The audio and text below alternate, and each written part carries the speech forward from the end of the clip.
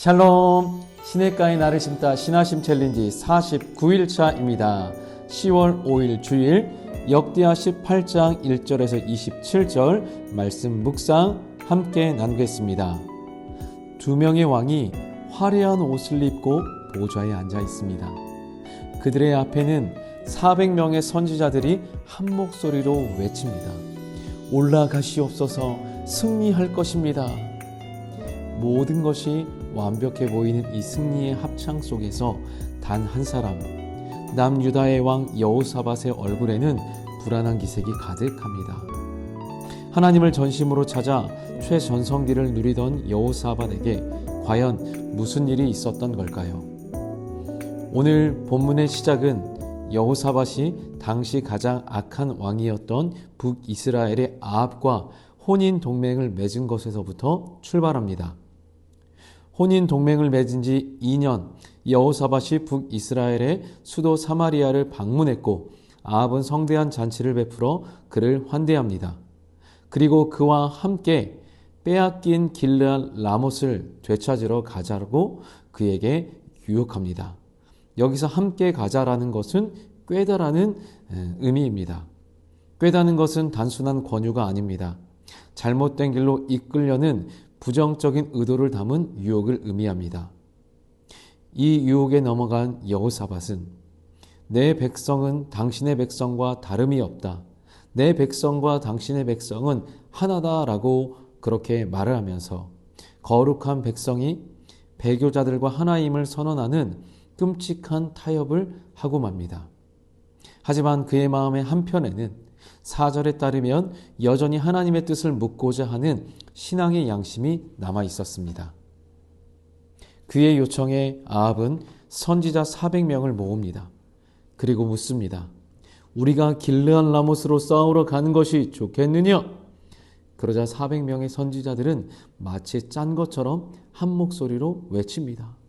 올라가시옵소서 왕이여, 하나님이 그 성읍을 왕의 손에 넘기시리이다. 그들은 심지어 철로 만든 뿔을 만들어 보이는 퍼포먼스까지 하며 승리를 장담합니다. 이 400명의 선지자들은 누구였을까요? 그들은 하나님의 뜻이 아닌 권력자인 아합 왕의 뜻을 하나님의 뜻으로 포장하는 왕의 예스맨들이었습니다. 그들의 순종의 대상은 하나님이 아니라 자신에게 부와 명예를 주는 세상의 권력이었습니다. 그들은 왕이 듣고 싶어하는 달콤한 말, 길한 말을 해주며 자신의 자리를 지켰습니다. 여호사밧은 이 거짓된 합창 속에서 영적인 불편함을 느낍니다. 왕이시여, 이 사람들 말고 우리가 물을 만한 진짜 여호와의 선지자가 없습니까? 아합은 마지못해 한 사람을 더 부릅니다. 늘 자신에게 흉한 일만 예언했다던 미가야라는 선지자입니다. 미가야를 데리러 간 신하는 그에게 충고합니다. 12절, 모든 선지자가 다 좋게 말하니 당신도 제발 분위기 좀 맞춰서 좋게 말하십시오. 하지만 미가야는 단호하게 말합니다. 오늘 우리가 마음에 새겨야 할 고백인데요. 13절, 내 하나님께서 말씀하시는 것, 곧 그것을 내가 말하리라. 내 하나님께서 말씀하시는 것, 그것만 내가 말하겠다. 그의 유일한 기준은 하나님의 말씀이었습니다. 왕 앞에 선 미가야는 처음에는 왕이 듣고 싶어하는 말을 비꼬는 투로 던집니다. 올라가서 승리하소서.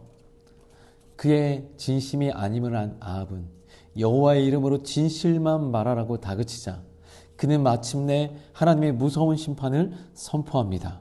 16절, 내가 보니 온 이스라엘이 목자 없는 양같이 흩어지이다.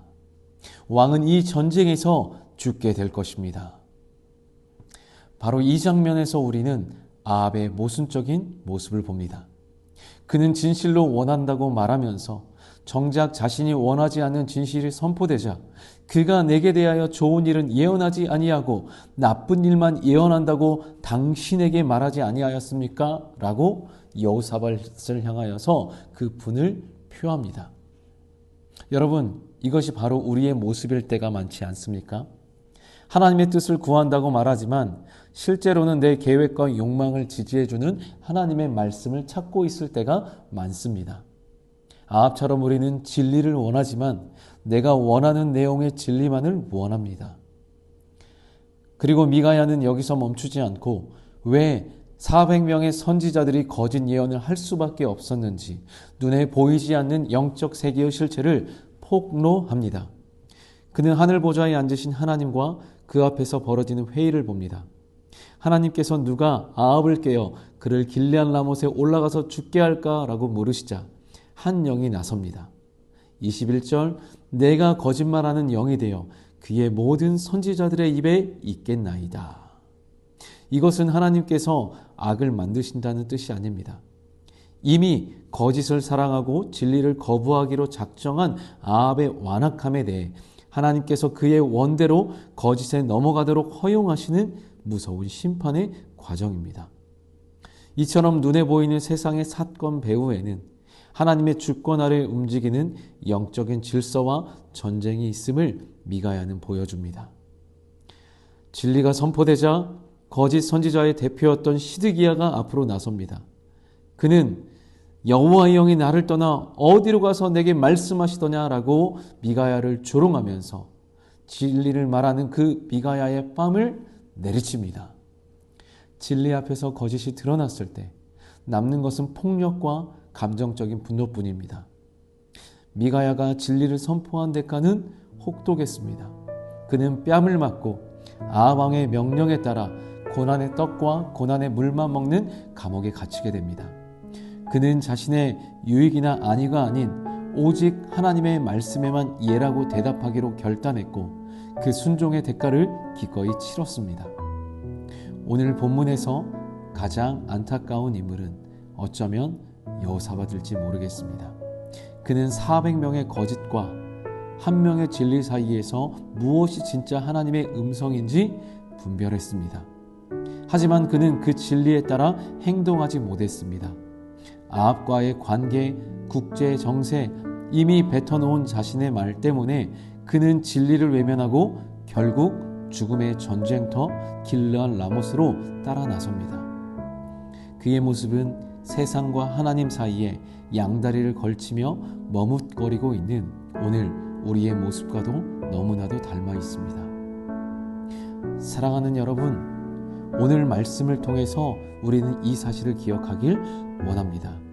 참된 신앙은 세상의 수많은 목소리가 아닌 기록된 하나님의 말씀에만 예라고 대답하며 순종하는 것입니다.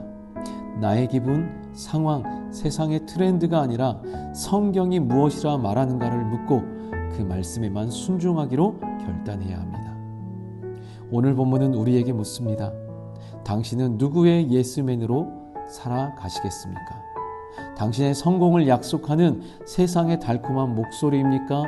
아니면 때로는 내 계획을 무너뜨리고 나를 불편하게 하지만 결국 우리를 생명으로 이끄는 하나님의 진리의 말씀입니까? 진리를 선택하는 믿음의 용기가 여러분들에게, 우리 모두에게 있기를 간절히 소망하고 축복합니다.